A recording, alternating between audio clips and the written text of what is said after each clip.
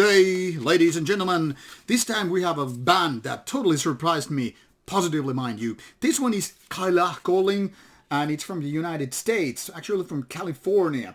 And at least if you take a look at this cover image, a metropolis of sorts with night time horizon, and album being called Dreams of Fragmentation. To be honest, I don't know what I would be expecting. Then this one coming from Morty Productions, which is mostly known for, bands such as Archcode and all.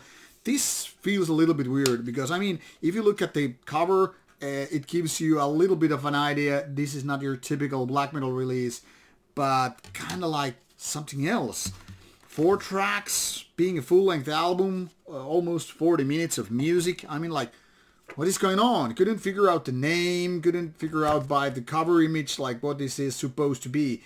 3 persons, 3 people in the band, and you're like, okay, I don't know what I'm supposed to expect from this kind of band. So what a positive surprise this was indeed, because the music is good. Now here in Metal Archives it says progressive / post black metal. That is one interpretation of this given style, and I don't think it's necessarily wrong.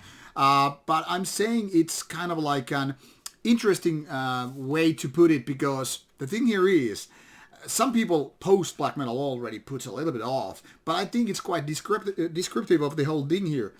But saying this is progressive, I don't know. Maybe in a way it is, but I think it's a little bit misleading. And why? I'll try to explain. When you give this one a go, you pretty much know from the very beginning there are a couple of dominating factors on the album. First of all, it's fast tempo. It's pretty much like what you would expect from a lot of 1990s based black metals, no matter which kind of country you're looking for, except maybe Greece.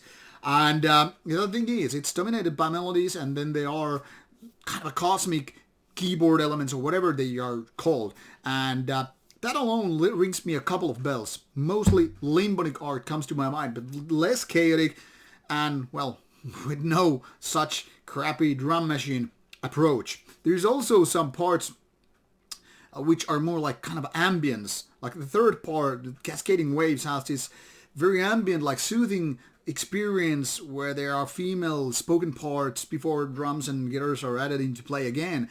And those kind of are like there to just kind of, create this certain kind of a diversity, but also, give a little bit of a surprise element. But I, for one, liking dark ambient a lot. I think I find that particular part quite relaxing and interesting. As if it was more like an outro, but because it's in the middle of the album, it's more like an interlude of sorts. So it fits to the play quite nicely.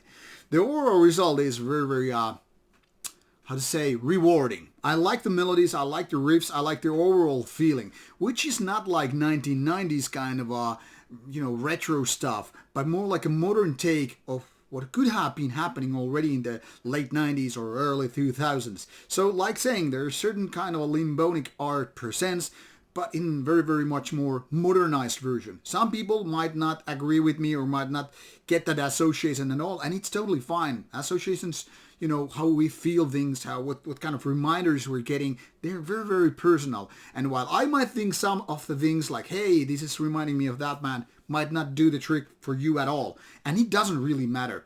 What matters is that if you like the music, I like, even though basically on the very, bare bones ground elements, there's nothing fundamentally original as such. It's fast tempo, it's melodic, then you have keyboards, create this cosmic element, and boom, get away with it. But when it's nicely executed, when the production is right there, when the vocals are right there, why the hell not? Now the vocals are probably the weakest point here, because they are nothing out of ordinary. They do their job just okay, but nothing beyond okay. There's a little bit crowley parts, just so much as a seasoning. And the rest are kind of raspy, basic black metal vocals, kind of a forgettable. There's nothing personality out of them. But then again, it doesn't really bother, so there's that two-sided sword as well. But what matters mostly is that I like the atmosphere. The atmosphere is the key element here, not the single riffs or single melodies or whether it's fast tempo or not. And as such, I must say, I'm happy about this album. This is a good album that I felt like, wow, something different, yet something very safe and, kind of a back to basics. So an interesting album, modern, yet at the same time kind of a timeless. So don't let the cover image fool you. Don't let the genre names fool you. This is good and mostly suitable for people who like fast tempo black metal. I give it that. So give it a go. You will find links provided in the description box, and what can I say? I hope you like it as well. Let me know what you think in the description box with the comment section and all. I'll get back to you. Bye bye.